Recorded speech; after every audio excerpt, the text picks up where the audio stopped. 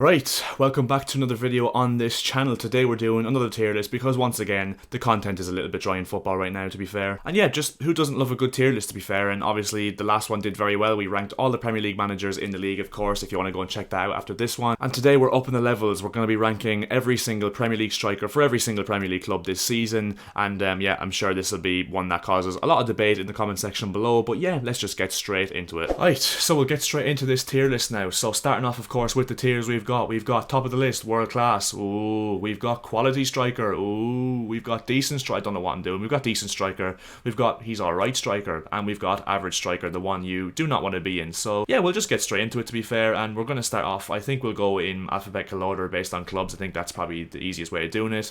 Which obviously means Gabriel Jesus is first in the list. And we're going to put him in quality. I just think that he's obviously gotten a bit of stick this season, especially for his goal record for Arsenal. And, you know, comparisons with Darwin Núñez. And Núñez has got more goals, but he's branded a flop. And Jesus' signing of the summer and etc.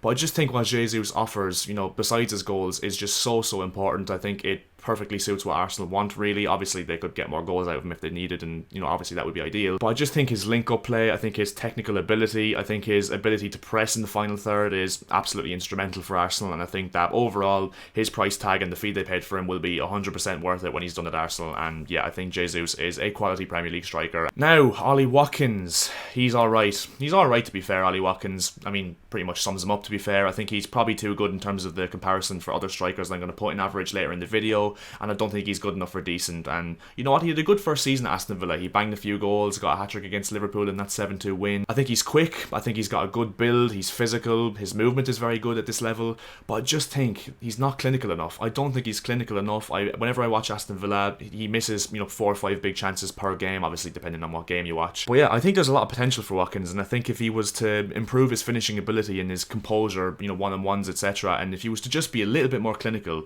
I think he'd definitely have potential to be decent or maybe even quality, because yeah, I think he's a good striker. I just don't think that he's clinical enough, to be fair, to be any higher in the list. Dominic Solanke, former Chelsea player, demanded 40 grand a week at the age of 17, but no, I'm going to put him in. He's alright. As you can see there, he's alongside Watkins there, sitting comfortably, and he's alright because he's alright, to be fair, at this level. Obviously when he went to Bournemouth at first, he was branded a little bit of a flop, but I think he's picked it up in the Championship last season. He did very well, had a very good goal scoring record, which kind of went under the radar because of how well Mitrovic did for Fulham. And yeah, another striker as well. He reminds me a little bit of Tammy Abraham in terms of the fact that for such a lanky striker, he's, you know, very good technically, he's got a decent finish on him, and I think that obviously he's been injured for a lot of this season for Bournemouth, but I think if he was to come back and play alongside someone like Kiefer Moore up front, I think he could be a really important player for Bournemouth and could be maybe the difference in keeping them up this season. Now, Ivan Toney, if you're a fan of this channel, you'll know I love myself a bit of Ivan Toney, and that's why I'm putting him in quality. I think that behind probably Kane and Haaland, oh, spoiler as to who's in potentially world class, or have I put Haaland in decent because he's overrated? No, whatever.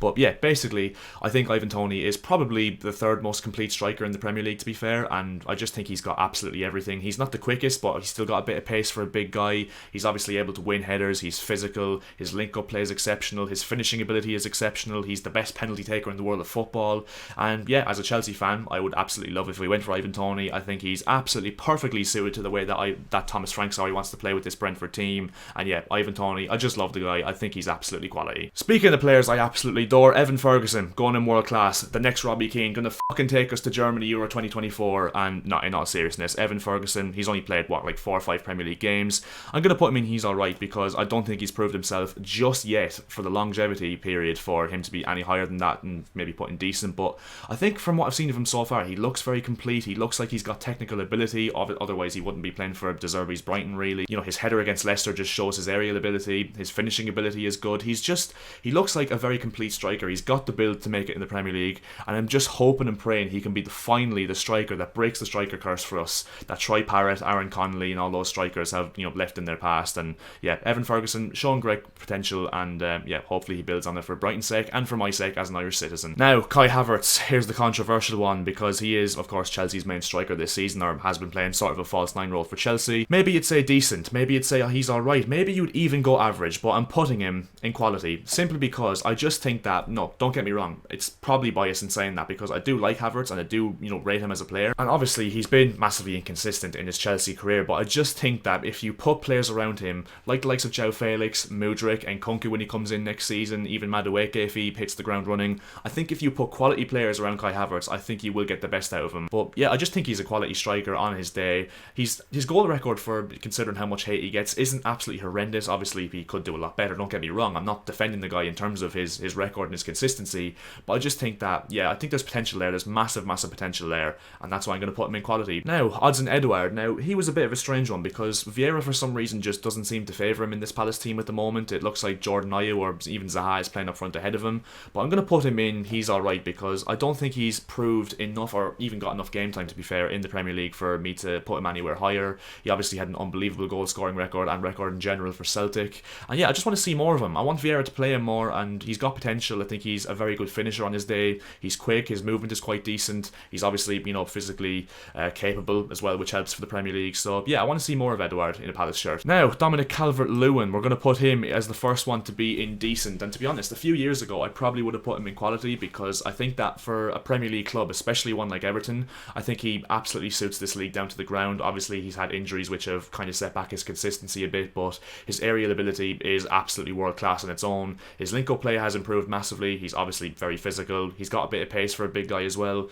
And yeah, I want to see more of Calvert-Lewin again. I want to see a manager come in now to Everton and get the best out of him, and I think if they do, that Everton could, really reap the benefits of a manager getting the best out of Calvert-Lewin, because I do think he's a very decent striker. Now, Alexander Mitrovic, like I alluded to with Solanke, Mitrovic, he's going in quality because I just think he's a quality striker, and Marco Silva has proved that this season. A lot of people thought with the insane amount of goals he got in the Championship last season, which was ridiculous in itself, that he'd not be able to make it in the Premier League, but even still in the past for Newcastle, he was quite decent, to be fair. But he's really matured, he's really come into his own as a Premier League striker, and obviously he's hit the ground running this season. Marco Silva is showing that if you get the best out of this guy, he will deliver on the big stage, and yeah, Mitrovic I think is a very good striker, brilliant technical ability for a big guy, obviously insanely physical, aerial ability, finishing ability, he's got it all, Mitrovic. Okay, Rodrigo, he is going to go in, he's alright once again, because there's just quite a few alright, Premier League strikers, to be fair, and Rodrigo, who in the last 2 years since he signed for Leeds hasn't really hit the ground running, hasn't really adapted to the Premier League in time really, but I think that this season he's done alright. I think he's kind of playing almost like a false nine, because I think he's not really like an out and out striker similar to Havertz in a sense, but obviously he scored quite a few goals this season. I think Rodrigo, he's a decent player technically, he's got a good strike on him, he's decent finishing wise, he runs his socks off, and yeah, I just think that he's the epitome of, once again, an alright Premier League striker. Now, Jamie Vardy, it kills me to say it because I do really like Jamie Vardy. He has had an unbelievable Premier League career, but yeah, he's going on average because I think he's past it. He's only got, I think, 1 or 2 goals in the Premier League this season. I think it's only 1 goal in the Premier League this season, which is just really poor, especially for a striker that plays for Leicester City. He's lost a bit of his pace. It just seems like he's low on confidence at this moment in time, which is unheard of for Jamie Vardy. His finishing ability is gone a bit rusty at this stage, and I just think that, yeah, he's not at the level that Leicester require, and not at the level that he showed in previous years. So yeah, Jamie Vardy, unfortunately, I'm sorry man, but you're going in average. Now, Darwin Núñez, one that really divides opinion. You know what? I'm going to leave him to last. I'm going to do it. I'm going to leave him to last. So yeah, get fucked. And yeah, we'll go on to a pretty more obvious one. We'll go on to Erling Haaland, and he's in world class. I mean, I'm not buying into any of this bollocks that, he's on a poor run of form or whatever. He's just, it's, if anything, it's him being to the detriment of his own standards that he set. He's got 25 goals in the Premier League in January. Do you understand how fucking insane that is? 4 Premier League hat-tricks, he's just banging goals left, right and centre. Maybe there's a bit of teething problems with regards to how he's fit into City's system, or how City are trying to,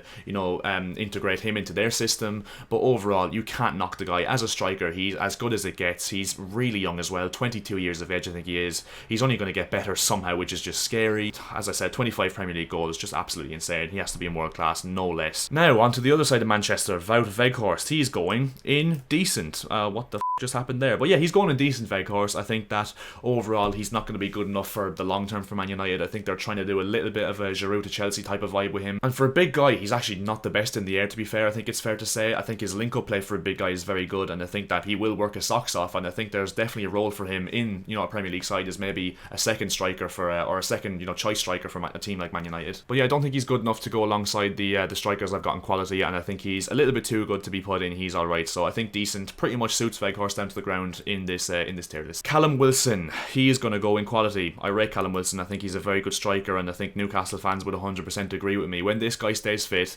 he will bag you goals. His movement is very good. His instincts for a striker is just something you can't teach, and as a number 9, he's just everything you'd want. His link-up play, as I said, is very good. He runs his socks off. He's quick, and yeah, I think Callum Wilson is a very good striker and does score goals if you put him in the right team and he stays fit. Okay, Taiwo Awoniyi, he is another one going in. He's alright because he's alright, to be fair, and to be honest, he's one of the worst players I've seen in terms of his control of the ball in the Premier League for a long time. I think that his technical ability really lacks, but in this Nottingham Forest team, you do not need that whatsoever. Steve Cooper is playing, very resolute. They're playing, to a certain extent, they're playing Route 1 football, Nottingham Forest, and it works for them, and Awoniyi is reaping the benefits of it. I think he could score more goals this season, but as a physical presence, there's not many better in the Premier League in terms of strikers. And yeah, I just think that he's the epitome once again of he's alright, and I think he has potential to grow in this Forest system if he can get more goals and be more involved in play. But yeah, Awoniyi is a good striker for Nottingham Forest, and yeah, that's why he's going in the category that he's in. Che Adams, I'm going to be harsh on Che Adams. I'm going to put him in average simply because I do think Che Adams is actually quite a decent striker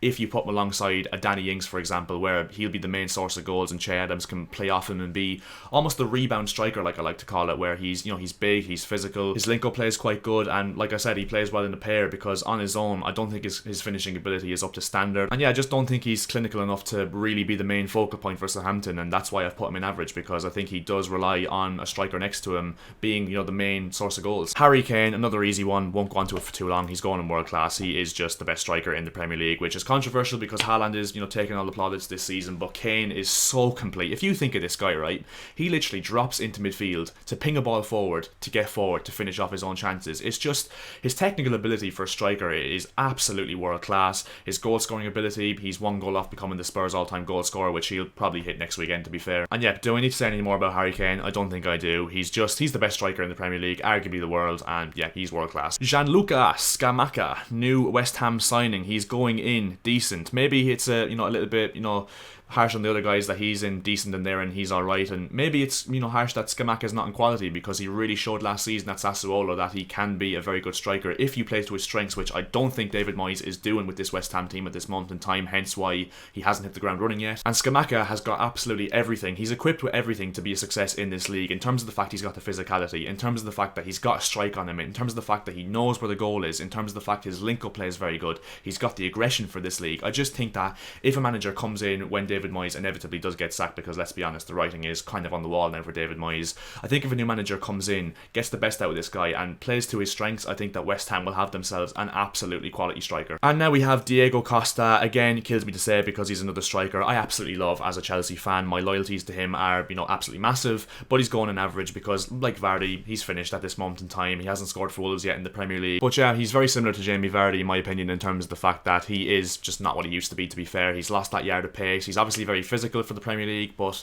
I just think that he's lost that clinical edge as well as a striker, and yeah, overall as a striker, simply put, he's nowhere near as good as he used to be, and is nowhere near good enough to be leading the line for a Premier League club that wants to be around mid-table in Wolves. And finally, Darwin Núñez, he's going in average. I don't think he's good whatsoever, to be fair. I mean, he's got the legs of fucking Bambi on ice. I'm only messing Liverpool fans, don't worry. Darwin Núñez is going in quality, and I'm going to defend him a bit because I think people, to call him a flop this early, I think it's simply because of the price tag. I mean, it's not his fault, but unfortunately price tags now in modern day football, especially big ones, are going to absolutely pile pressure onto players from the get-go. And to be fair, bar maybe 2 or 3 howler games, he's actually been quite good, and to be honest, as a Chelsea fan, when we played Liverpool the other week, I was nervous when he came on, because I think he's got absolutely everything to be an absolutely world-class striker if he could just click, and it will click from eventually, I do believe. But for a big guy, he's insanely fast, he's insanely strong, his finishing ability maybe needs a little bit of work, but I even still think that he's got quite a few goals for Liverpool this season, and I just think that if everything clicks for him, which I think it will, and they play to a system that